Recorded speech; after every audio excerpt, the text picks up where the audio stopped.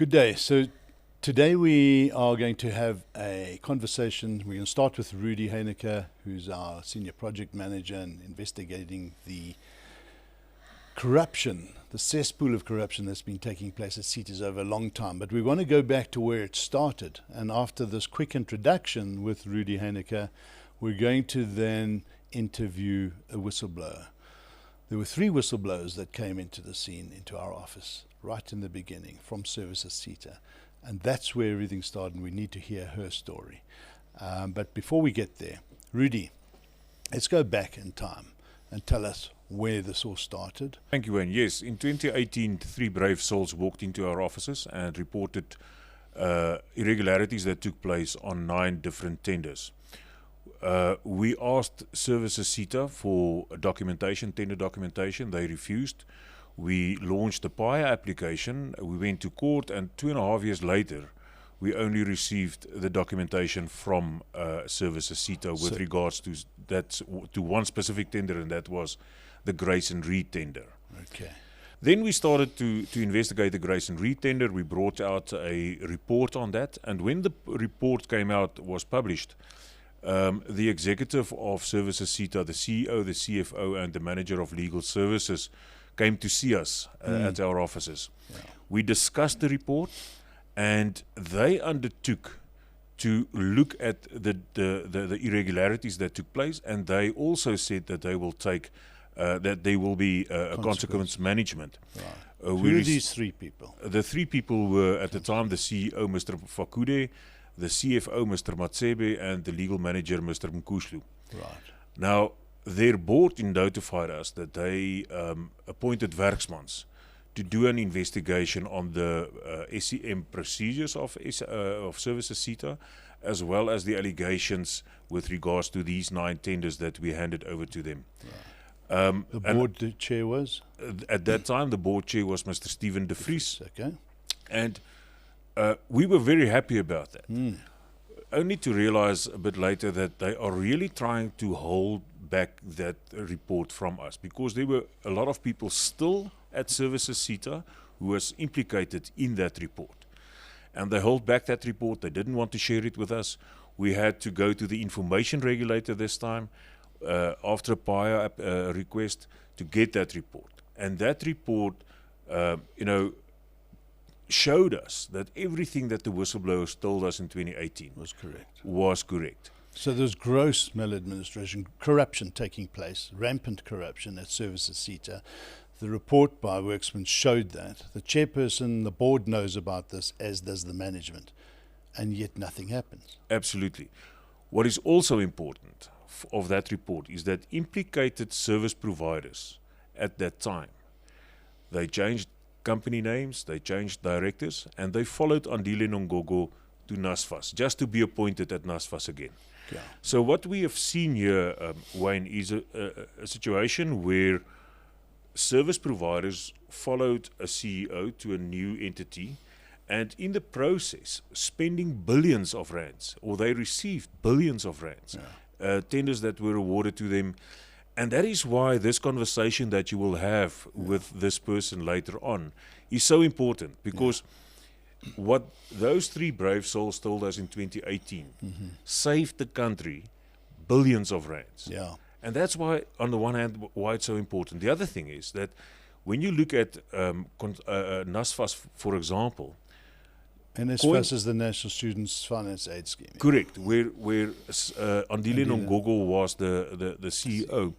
The direct payment system of student allowances, one of the 4 companies, the fintech companies, was CoinVest. CoinVest was a company that was born back in the Services SETA days. And we've heard about them at the construction SETA as well. Correct. And CoinVest would have earned, or the 4 fintech companies would have earned in the 5-year contract, if that proceeded, 1.5 billion rand in fees. And that is what these 3 whistleblowers stopped. And not only the taxpayers' money or the NASFAS money, but that money would have been taken as fees from students. And I can say with all honesty, Wayne, that if it wasn't for these 3 people that came to see us, I don't think that OUTA would have got so invested into investigations on higher education. because that was the spark and the start for us to look deeper into higher education. And today I'm very glad and I'm very proud that we did, because higher education is such an important department in this country, and if they fail, and if NSFAS fails, if the SETAs fails, the unemployment rates will go up even more. And that's why I'm so glad that you will have this conversation today, and that one of those three people, said that I want to come and speak up. I'm very proud of this person. I'm very, very proud of whistleblowers engaging with us. Without a doubt, we couldn't do our work without them. And we would not have been able to stop this and write these reports without them. And but sadly, we will hear how their lives become, seriously compromised and ruined, and livelihoods are just trashed and decimated as a result of people who, by the way, continue to fill senior positions in the Services SETA. Yes, and that is the sad part about it. Okay, we're going to have that conversation now with the whistleblower who came into your office with two other colleagues right in the beginning in 2018. Correct.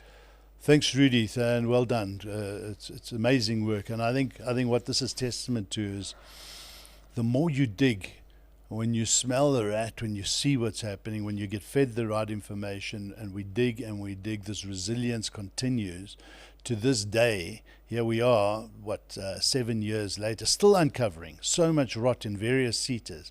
But the sad thing is the Services SETA continues to be as rotten as it is. But keep digging, and there'll be more episodes to flow from this, I'm sure, shortly. Thanks, Rudy. Thank you. So now I'm going to have a discussion with someone we'll call Miss Samson. Her face will be disguised for personal reasons, but we're quite sure that the perpetrators who we are talking about in this expose of the corruption that's been taking place at Services SETA will know who she is. She's a brave soul.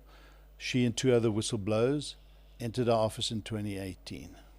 Ms. Samson, I want to firstly thank you for taking the time to come here and speak out, because it's so important that the public and the authorities get to understand the people, the pain, the real issues behind the scenes, and what has actually happened and transpired that has literally ruined your life. So thank you for being brave. Thank you for stepping up. But take us back to that day. What compelled you and your two colleagues to come and see OUTA and give us the information that sparked a whole series of exposés that have led to the dismissal and resignations of people in senior positions down the line, appointed by Bladen Zamande, by the way, the Minister of Higher Education at the time. We would not have got to where we are in so many of these exposés if it wasn't for that day. Tell us about that day you came in. Why? Thanks for having me. What a journey it has been. An uneasy journey that we needed to travel, leading to the events on the day where we took a decision, a sober decision for that matter, to expose graft within the Services SETA. You ought to know and appreciate the mandate of the SETAs. They were established as a result of the past difficulties faced by the country, and as a measure to address the issue of youth unemployment and participation in the mainstream economy. So when you see monies that are meant to empower our people going in a direction in which they're not supposed to, you start paying attention. You start asking serious and difficult questions. So what was your role and what did you see? We started seeing the abuse of public funds. Right. We started seeing a culture of empowering friends and families. Yeah. We started seeing a culture of bullying those that understood the mandate of the SETA. We started seeing a capture of its own kind, in which it was probably orchestrated with the intention to plunder the public purse. Yeah. Now, the board came in 2013 with a term of 5 years. So it means their term was coming to an end in 2018. and they were led by a gentleman called Themba Mhambi. Themba Mhambi, he's also the current chairperson of SANRAL, That's correct. an organisation we've accused of gross overreach while he's been the board. But That's anyway. correct. So he came in with his board in 2013, and they appointed the CFO at that time, because we had just come out of administration in 2013. So they appointed the CFO, and they would have appointed the acting CEO to oversee the executive management team of the Services SETA. The tender system became the order of the day, the manipulation thereof. And it was a cesspool, if you ask me. Tell us some of those tenders, the amounts. What are we talking about? Companies' names, because I recall Grayson Reed was a company. Grayson Reed was quite interesting because we conceptualized a process of paying stipends to learners so that there's no delays and they're able to attend classes, go to the workplaces, and all of that. But it was then turned around to something that was going to benefit a few and not even the learners. Yeah. So Grayson Reed was appointed as service provider to disperse stipends on behalf of the services And SETA. monitor their attendance. Yes, and so to forth, learners yeah. that were indentured in our programs at that time. And we had problems day one. And we started raising these problems to say that we are receiving calls from learners who are not receiving their stipends. Then we'd be sitting in meetings upon meetings upon meetings. And when we got to understand what the real intention was behind the appointment of this Grayson Reed, it was a shock of our lives, because we then understood that these people that are appointed to disburse these grants don't even have the necessary experience to do that. So they've never done it before. Systems, everything. Systems, and you name it. And you're talking about 10,000 learners at a go. So if you are a small company entrusted with such, how are you going to get it right when you've never done it before? Yeah. And we tried to make it work. It was not working because there were no systems at all. Yeah. Right. And was anyone held accountable? Was anybody for appointing Grayson Reed and making sure this project happened? No one was held accountable? No one was held accountable. And in fact, I think I need to highlight this. Even those that would be serving on the BEC, the Bid Evaluation Committees, would have been given the mandate upfront before the BEC even ceased to say this is the company we want. Yeah. So as you do whatever your evaluations and all those processes, you must keep that in mind. How do I know that? That's the question you need to ask me. Yeah. And I'll tell you how. So it's a committee comprising of 5-6 people who serve there and would have been given the mandate to ensure that this particular provider gets the allocation. One of them came to us and said, guys, I am worried. Now he's Worried giving about us what? the internal operations of how these things are orchestrated, Yeah. saying to us, as we get nominated and appointed to serve on the BEC, we are given a mandate upfront to say that we are going to issue a tender. There's so many applicants, but you are to ensure that this one particular provider gets a favorable outcome. At first, we thought, How do you do that? how do you do that? And we're not even sure if we could trust him. We thought he may have been sent to test our test us, thinking okay. and where our eyes were. Yeah. And we said, we can't trust you at this moment until you give us tangible evidence. Yeah. And indeed, he came back with Yeah. documents which are supposed to be confidential. Yeah. To brought them to our attention to say, this is the mechanisms of how we get these dodgy service providers appointed. We had to sit down now and say, how do we go about this? Yeah. Right? And we have to report this. We can't sit on this. Who did you report it to? It was on a Friday, I remember. We went to run back to our offices. to out, and we met with you Yeah. the first time. I Yeah. still remember when we had to explain what SETAs do Yes, and I all of remember that, that. because they are a complex animal in their nature. So we came and we shared that with you, and that was the tip of the iceberg. Yeah. The same individual came back with more, and when I say more, this is now no longer Grayson Reed. Yes, there were Then there's others. now a tenders on branding materials that would We have were been paying pay- 5,000% more than what we should have for. Yes, as you would have Yeah, seen in yeah, in the reports that were reports, later issued as a result of these investigations. And now this became more than we thought it would be. And we couldn't understand how the Services SETA could spend about 340 million or more towards branding. Just towards branding. Just towards Services branding. SETA It didn't branding, make sense. 340 And million rand. we My still had to goodness. sit with this gentleman to say, are you sure this is what you guys approved in the BEs? He says, yes, this was approved. And he went further than that. He gave us proof of payments channeled towards the service providers who later got appointed. This is Star Sound and Print. That's huh? correct. Right. And we just couldn't believe it. And we took the second batch to you guys, and you did your investigations as expected, and you came out with your report. So before the issuing of the report by OUTA, the services started making headlines with regards to Grayson Reed and the branding company. And now we started being looked at as suspects. Yeah. Or So they must have worked out that you were giving us this information. they must have.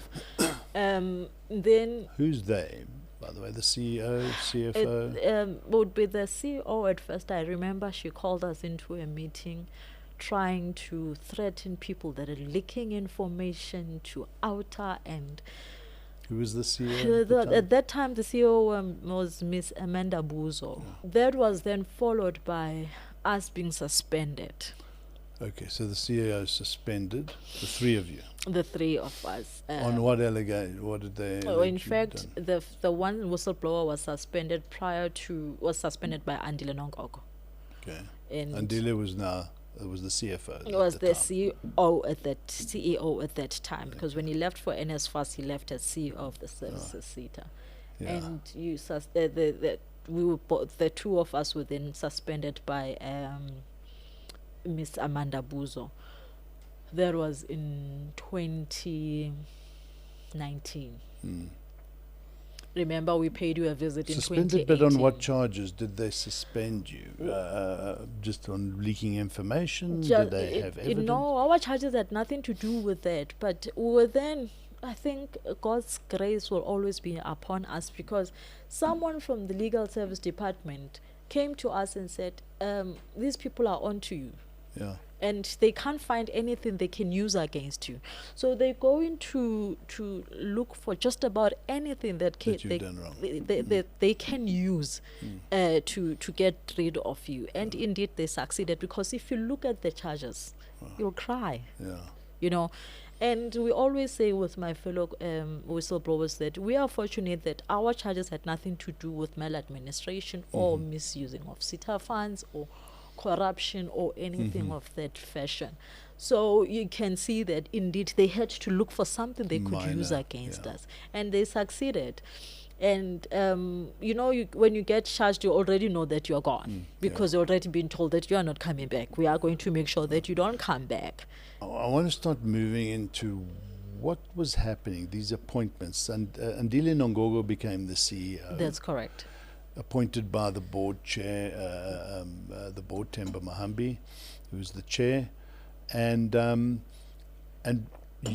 you were then pushed out. But this corruption continued, and you were obviously very close to what was unfolding anyway inside the system.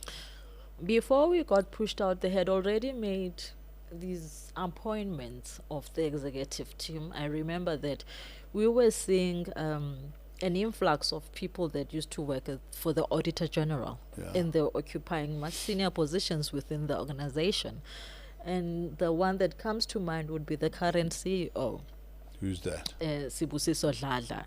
Okay. He used to audit the Services SETA on behalf of the Auditor General. Mm-hmm. Until then, he was appointed as manager at the Services 10, one of the business units. Within a year, he was promoted to senior manager in the same unit. And then later on, he was promoted to executive manager in the same unit. Which unit was that? Planning, Okay. which is responsible for the annual performance of the Services SETA, Right. and if we meet So he targets. became the and all of executive that. manager. Planning Yes. and So all of this happened within 2 years, if I'm not mistaken. yeah. We raised it to say that how is this now happening?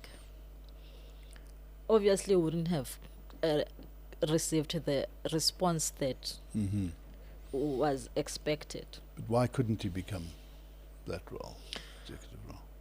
At that time, we were looking at the speed in which he Okay. was climbing up the ladder. All right.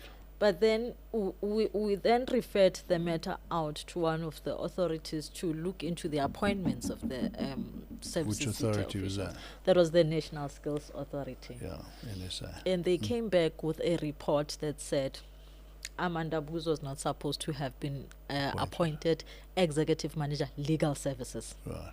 That was before she became CEO. Right. But even after that report, she still occupied that position. Sibusiso Dladla was not supposed to have been. Why not? Because they didn't meet the requirements of those positions.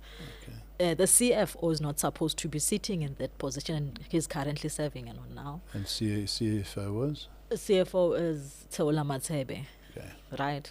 And then you have the executive manager in the office of the CEO. She also didn't qualify to serve in that position.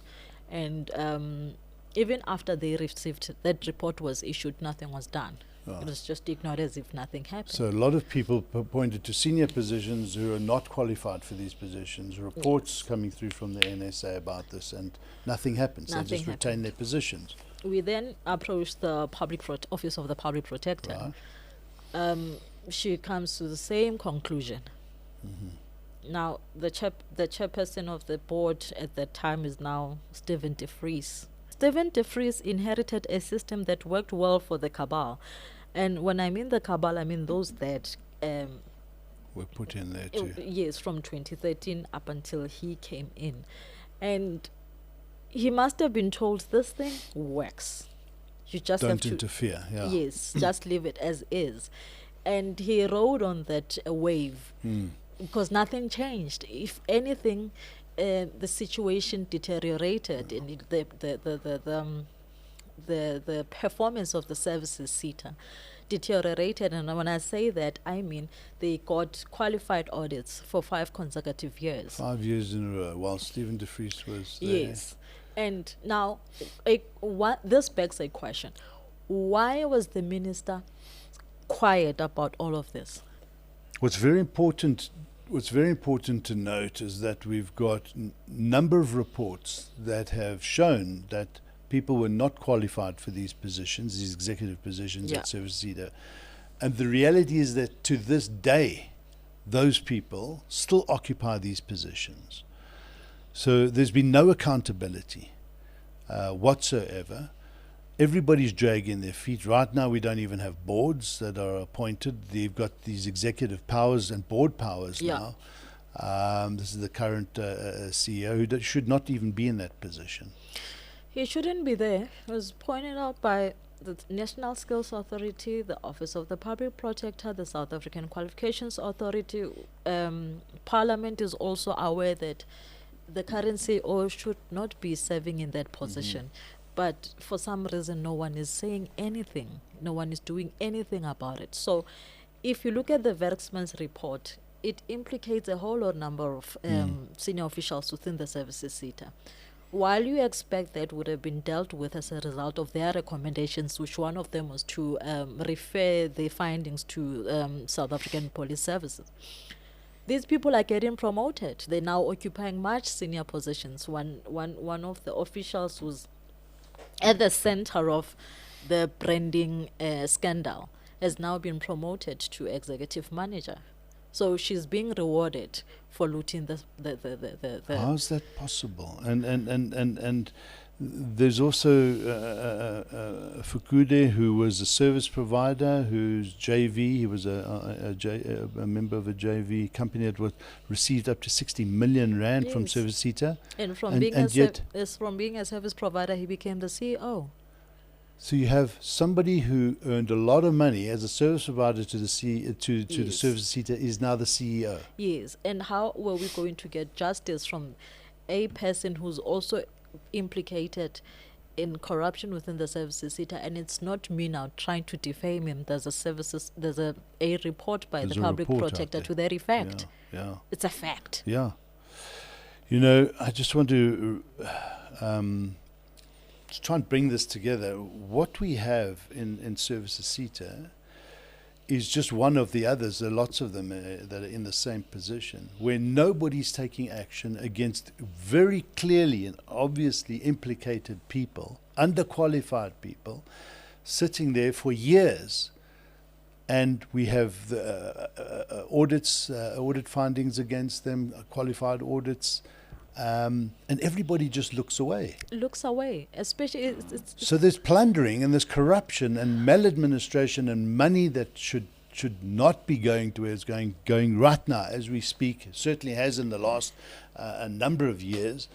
And people like you and your other colleagues are just pushed out of this organization on minor trumped-up charges just to get you out of the way because you're asking questions. We see this modus operandi everywhere. We've seen it at insurance SETA, it's we've everywhere. seen it at construction SETA, services SETA, and others. You know, I want to first say to you,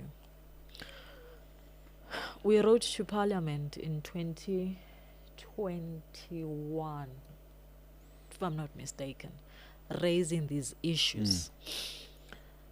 And the Minister of Higher Education at that time, Blade Zemande, was called in to respond to that which we had raised in our letter. He confirmed he saw the letter and he will respond, only for him to give us a quarter-page response, Which said what? responding to what we had raised with them. And he fobbed it off. Yeah, and Pretty much fobbed it off. one of the committee members is now the chairperson of the portfolio committee. So at that time he was just an ordinary member of the committee. He's now the chairperson of the committee. He's fully aware of this. Yeah. What's fully, his name? Debo Letsie, Okay, but let's see. fully aware of what has been happening in the Services SETA over a period of time.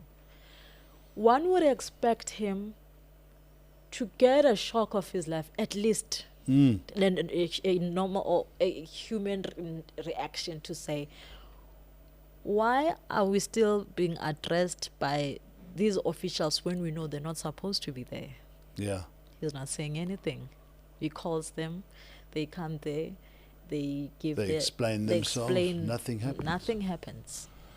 He's not had the audacity and the moral courage to ask, why are these people that have been removed? One would have Why are the good expected- people who are exposing corruption being removed, and people who are not qualified, who are implicated in report after report, responsible for the maladministration, looking away, not holding the service providers to account when they Nothing. were told to do so, and the worksmen's reports, Nothing. everything. They remain in their positions, earning their fat salaries, and continuing to allow funds to flow where they shouldn't flow. This is the sign of an absolutely corrupt system right the way through to the top. Yes. You have people in positions of power like Blade Zemande who also just looked away. And he fobbed us off when we started exposing Andile Nongogo at NSFAS. Eventually, he had no option but to fire him. I've said this a number of times. But so the cesspool, the tentacles of corruption, just in this one seat, and obviously all the others, here you are explaining this. our view is this, and here I want to look at people in the face, people like the portfolio committee, like the ministers, the DGs, the president. You know, we need compensation for these whistleblowers whose lives have been ruined. Your life has been ruined. You've been unemployed. You've not been able to get a job. You won't get a job, and I'll tell you why. The SETA community is very small. In that, if you go look for a job at one SETA, they already know that you were dealt with at the Services SETA, and you are now painted as someone that can't be trusted. Now, I'll give you an example. One of my fellow whistleblowers was talking to one of the institutions in higher education, and they were now chatting towards getting into a contract where he was going to offer his services, consultancy services. And the administrator of that particular institution said, "I can't touch you. I've been told not to touch you." Yeah, you're tainted. Yeah. Yeah. So this is so this modus we're operandi. carrying a flag, a flag that says we've been dismissed, and we can't be trusted. I don't know how they do it, but for some reason they know how to do it. And much as our current status is unbearable and all of that, I must give it to the then chairperson of the board, Themba Mohambi. He used to say to us, towards now us being dealt with, he used to say to us, "When I am done with you, your families will starve. Is this what he said? Your dogs to you? And cats will starve. To you? One day, you won't have a cent to your name." That's so what he used to say. And we took it as a joke, only for us later to sit and say, "No, man." This has become your reality. He said it. Yeah. And it was not a prophecy. It was engineering at work. He was working towards making sure it happens. Making sure you would never get employed. And indeed, he got it right. I must give it to him. But that's sick. That is absolutely sick for people to have that attitude. And he should have embraced you as the chairperson, exposing corruption for an organization that he was chairing, and yet he looked the other way because he's part of the problem. Yes, and I can say that because the gentleman who now gave us the information we used to expose corruption in the Services SETA bravely told us that we given marching orders by the chairperson of the board. I wish I could. The chairperson was firing I could people. mention his name, but I need to protect him. I took a vow that we will protect your identity. You know, the chairperson was getting involved in operational matters and making sure that people were being to ensure fired. that service providers that he wanted on board does get appointed. And it's not hearsay because... Ms. Samson, I want to just say on behalf of the people of South Africa, I'm shocked. I should be shocked. We should be, but because this is becoming such a regular occurrence, we have to apologize. We have to, as the people, because we have a system in place. But you're not going to get that apology from Themba Mohambi, of course from not. from Andile Nongogo, from the executives that are still there that understand and know all of this. You're going to have to get it from somewhere. So our message to them is, if you're going to clean up at the SETAs and to the portfolio committee, then be serious about it and do it properly. Start with appointing the most stringent oversight requirements and people that can fill these positions of board chairs and board persons on these SETAs. Get rid of any CEO and CFO who's been involved in a SETA that's got qualified audits. Just get rid of them. You can, because their terms are all up. Do not renew their contracts. Get the right people into these positions. When I say the right people, people with qualifications, people who have moral courage to go and undo the corruption, to go and find the evidence, and to go and hold people to account. We can clean up the SETAs and they can really fulfill their mandate. But you need to compensate people like Ms. Samson and others. We've got lots of discussions on this point. There are many whistleblowers, and we'll bring them to you. They need to be compensated for the losses and the pain that they have suffered. As you heard from Ms. Samson, Themba Mahambi's views is that these people who are trying to undo and tackle corruption will now suffer. They need their lives back. They need their livelihoods back. They need their jobs back. This is sick. This is unacceptable. And if the ministers do not take action, and the chairperson of the Portfolio Committee in Parliament doesn't take this seriously, and others, matters of this nature, then we are disappointed. We are dismayed, because you're part of the problem if you don't start taking action. Stop looking away and start putting your foot down and become part of the solution to fix this country. This is just a microcosm. This person's life is just one of many that continue to suffer as a result of this inaction and this complete misuse and abuse of your powers, where you have oversight, you have the ability to change it, and you don't. Thank you for your time, Ms. Samson. Thank you for coming on and speaking up as you have done. We will do what we can to make sure that you're compensated and that something changes, yeah. But we have a lot of work to do to fix the SETAs. We do. It's just as an ending. I want to thank OUTA for the work that you guys have done to date. You don't only look into corruption, but you have become a safe haven to us. I